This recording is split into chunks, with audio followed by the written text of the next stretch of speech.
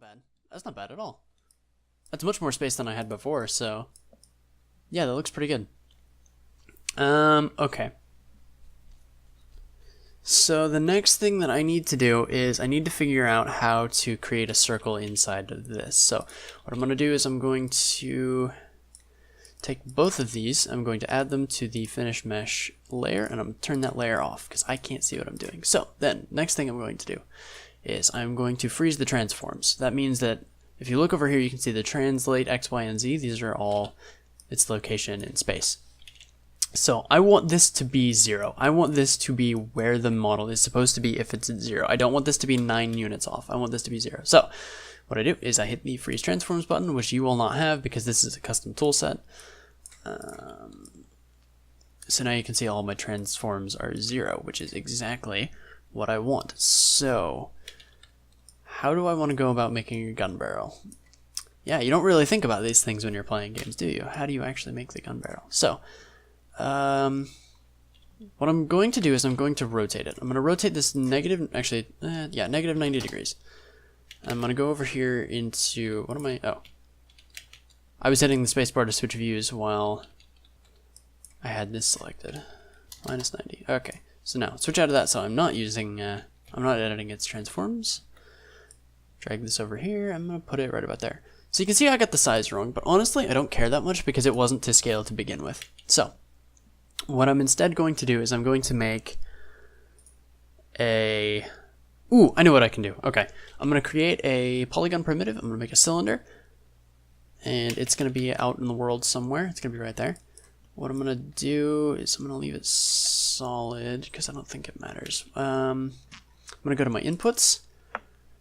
So these are all the settings that you can change before creation or after creation if you want to. So I'm going to take this subdivision axis. I'm going to drag it down. I want it to be 10. 10's about right. Yeah, that's fine. Okay, so rotate it this way. Rotate it 90 degrees. Grab its transform, put it right there. You can press F to focus on things quickly, which makes it super easy to spot. What I'm going to do is I'm going to put it right there. I don't feel like this is lined up.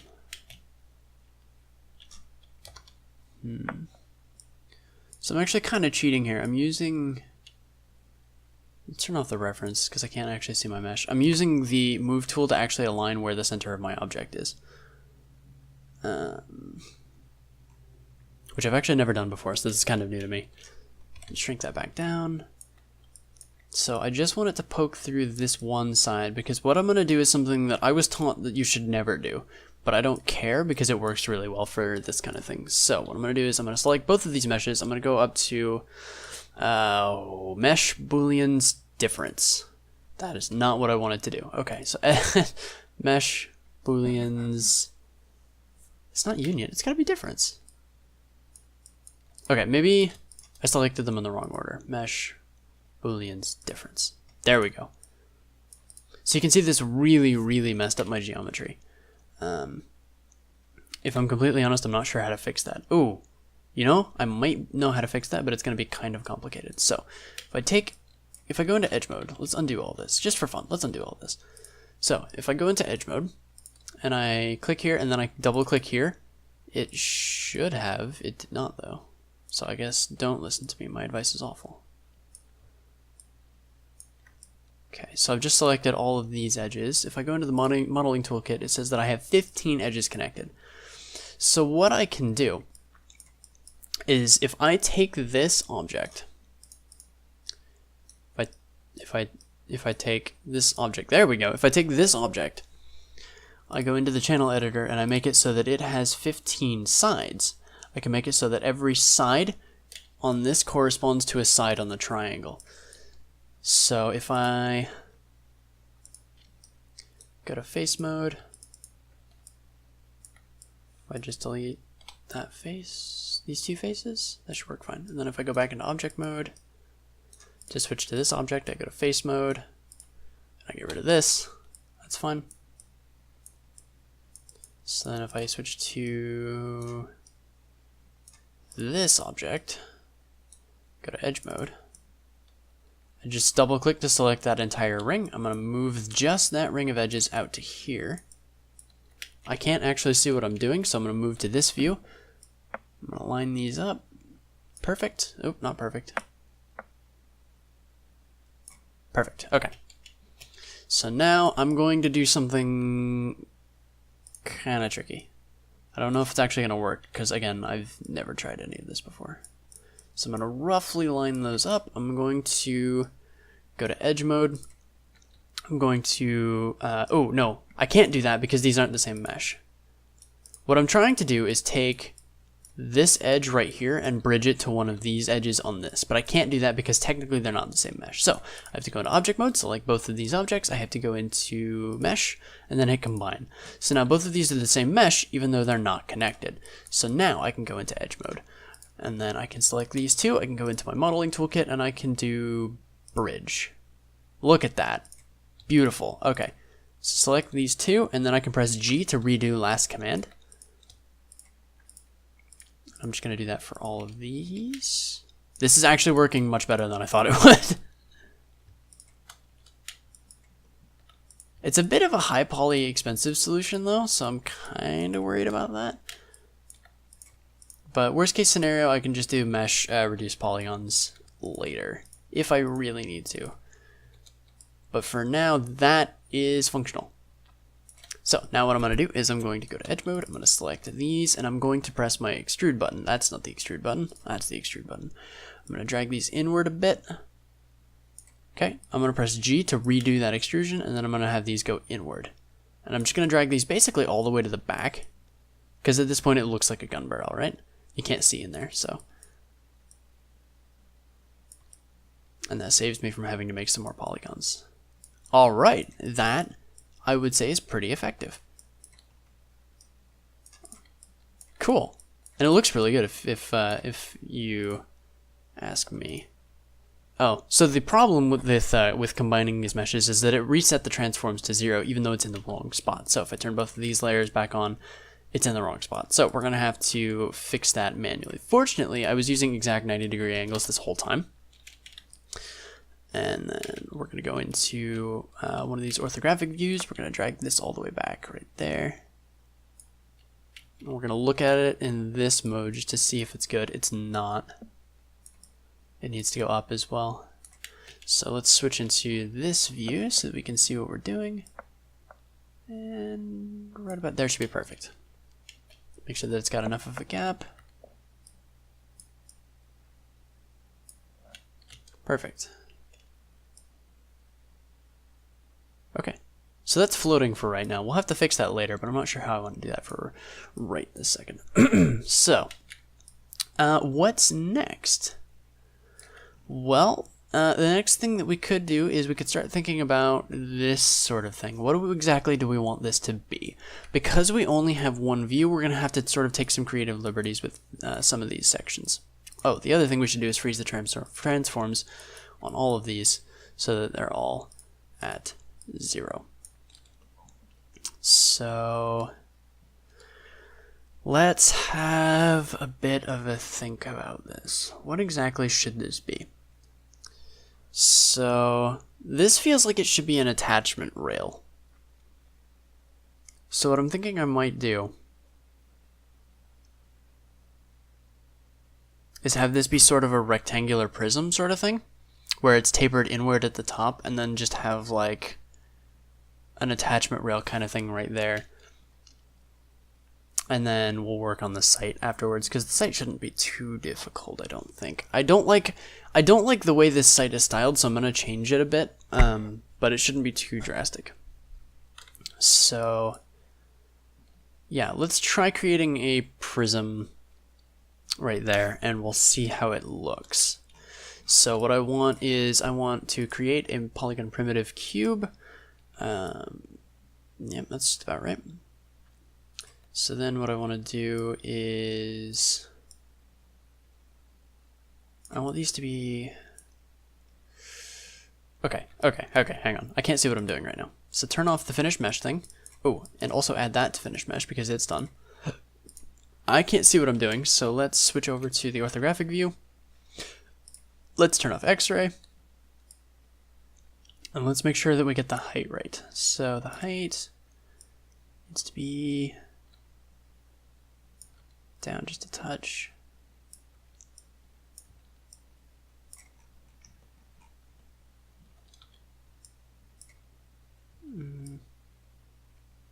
That's probably fine. It's bleeding over a little bit into the black edges at each end, so drag this over a bit, we'll scale it outward, move it over, scale it out, move it over, scale it out, that's too much, drag it back, right about there. Okay. That's fine. It's bleeding over a little bit into where the site is, but that's okay, we can work around that later. So let's go back into the perspective view, let's turn on these again. Okay, let's go into this orthographic view because I'm pretty sure these aren't lined up. Let's turn on wireframe because I am having a hard time seeing what I'm doing. So that should line up perfectly with the center of this. So let's turn off wireframe again so that we can see the actual mesh. Isn't there a shaded wireframe? Yeah, perfect. So turn on shaded wireframe. Okay. So, one of the things I'm watching is that this box that I'm creating right here actually bleeds out so that it's visible. So let's turn on X-ray. So this needs to extend outward at least to there, like at a minimum. And I'm thinking it actually needs to go out more. It seems really high, actually, now that I'm looking at it. Oh yeah, because there's that piece right there that I never made. Okay, that makes sense. Okay, so it's supposed to be that high. That's fine. So yeah, let's drag this out a bit. So then now we have two options for how we want to do this, and I'm gonna show you both just so that we can have two different methods in our head. So we want this to be tapered off so that it's smaller at the top, right? So instead of using the bevel tool, which would create geometry that we don't need, what we're gonna do is we're gonna pick this face and we're gonna scale it inward. Right, so that just sort of creates that triangular shape. The other thing that you could do, which might be useful in other situations, which is why I'm showing it to you now, is you can take just these two edges and you can scale them inward. Just like that. It's the exact same thing, honestly. So I'm just going to leave it like that pretty much. And then if I want to, I could actually take these two faces, I could scale them out. Check that out. If I really wanted to, which I kind of like. It really depends on what I make that goes all the way back. And I'm not sure how I want to deal with that. What I might do is actually duplicate this. If I take this object and if I object take this, yes, thank you. If I take this object and I duplicate it and then I move it down, then I scale it down, and then I scale it outward, scale it down a bit, yeah. Okay, so then I can take these two edges, take this edge and this edge, scale them apart, that's the wrong direction, scale them apart so they've got this sort of triangular look. One of the things that I'm noticing now that I'm looking at it is that this isn't perfectly centered. Like you can see there's a lot more space on this side of the triangle than there is on this side, so we'll have to fix that in a minute. And then what I can do is I can just take this whole face and just drag the whole thing back, because it goes the length of the gun. Like I'm making this right here, this goes the entire length of the gun. I'm thinking I kind of don't like that being triangular. I kind of like that having a sharper angle, because the sight needs to attach right there. It needs to attach basically right about there, which means I want it to be sort of a better angle for that. And I could make more geometry, or I could just fix the geometry I have. I don't know really what I want to do there. So we'll leave that for now, and then if we need to change it later, we will.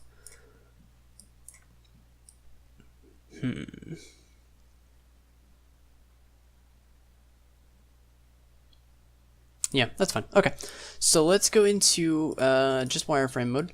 Let's have a look at what's going on here.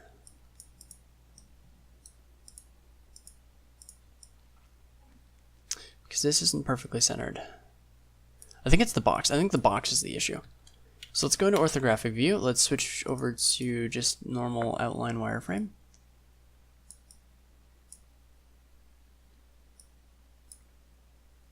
How's that? Looks about right. Let's go back into 3D view and have a look. Let's turn on shaded. Yeah, not bad at all. Okay. So what I want to do right now is show off a little technique that I got taught when I was taking Maya classes. So I want to select all of these meshes. I want you to go into this layer. I want this layer to go away. I want just this layer. Or not this layer, but just this object. So switch to face mode, take this face mode. I'm going to extrude, except I'm not. I'm going to do some crazy stuff with this extrude tool. So I'm going to hit the extrude button. I'm going to scale it like this. I'm going to move this face. I'm going to scale it in just a touch. I wanna have this view really quick. Oh, that's actually not gonna work. That's bad. Okay, so I'm gonna have to eyeball this, which I don't particularly like doing, but I'm gonna do it. Actually, that lines up pretty well. Okay, so now that I've got this face where I want it, I'm gonna hit extrude again, or I could hit G if I were smart, but I'm not.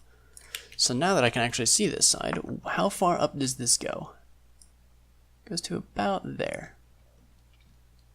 Okay, so I got the front half right, but the back half's a little long. That's alright, we're going to leave it the way it is just because I think it's fun. So I'm going to hit G to extrude again, and then this time I'm going to extrude just straight out like this, and it's gonna look weird. You can see that there's like gray and there's black on the same face. That's because there's the same face in the exact same coordinates, so they're showing both directions at once, and Maya just doesn't know how to handle that. So that's fine. We're gonna fix that in just a sec. Okay, that's probably fine. We're gonna hit G to extrude one more time, and then we're gonna drag this up and see how it fixed all of those issues. Okay, so let's have a look at this from the side. Yeah, this needs to be taller. Perfect. Okay, cool. So let's have a look at that in 3D. That actually looks really thick, honestly. What I might do... That looks really thick, and the gap between the two things just doesn't. Okay, so what I'm gonna do is grab these two faces and bring them up. That looks much better, in my opinion. That looks much better.